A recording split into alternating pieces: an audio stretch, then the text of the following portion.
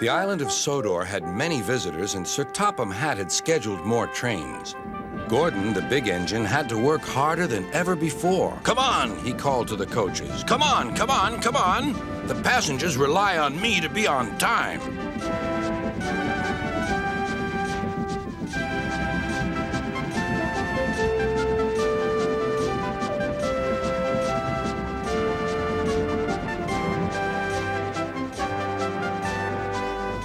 Whenever Gordon finished one journey, it was time for another to begin. "Never mind," he puffed. "I like a long run to stretch my wheels."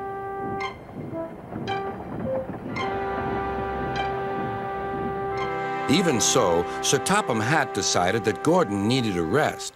"James shall do your work," he said kindly. James was delighted.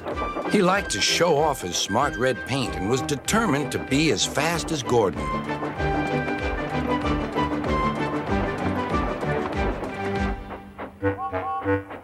"You know, little Toby," he boasted, "I'm an important engine. Everyone knows it. I'm as regular as clockwork, never late, always on time. That's me." "Says you," replied Toby. Just then, Sir Topham Hatt arrived. "Your parts are worn, Toby, so you must go to the works to be mended."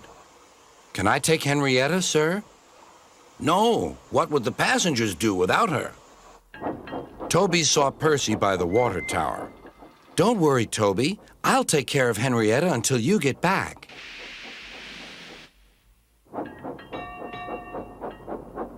Soon Toby was out on the main line. He clanked as he trundled along.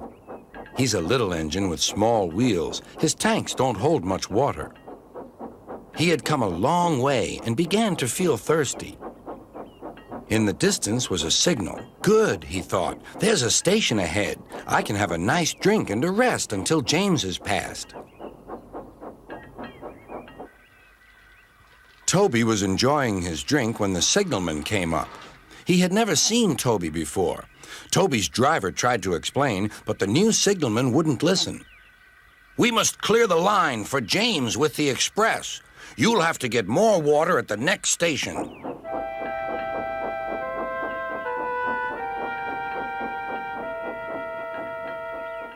Hurrying used a lot of water, and his tanks were soon empty.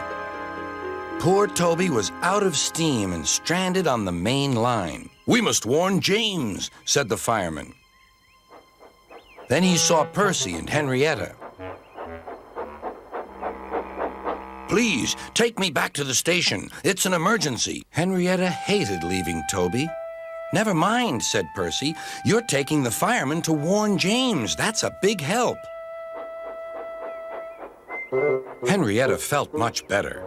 James was fuming when he heard the news. "I'm going to be late." "My fault," said the signalman. "I didn't understand about Toby." "Now, James," said his driver, "you'll have to push Toby." "What, me?" snorted James. "Me? Push Toby and pull my train too?" Grumbling dreadfully, James set off to find Toby.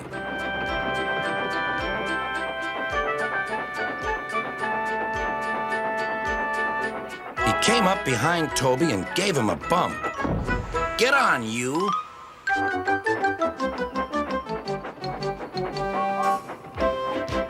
James had to work very hard.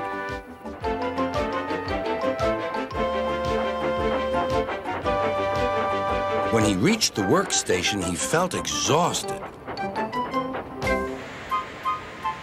Some children were on the platform. "Coo! The express is late, and it's got 2 engines. I think James couldn't pull it on his own, so Toby had to help him." "Never mind, James," whispered Toby. "They're only joking." "Huh," said James. Toby just smiled.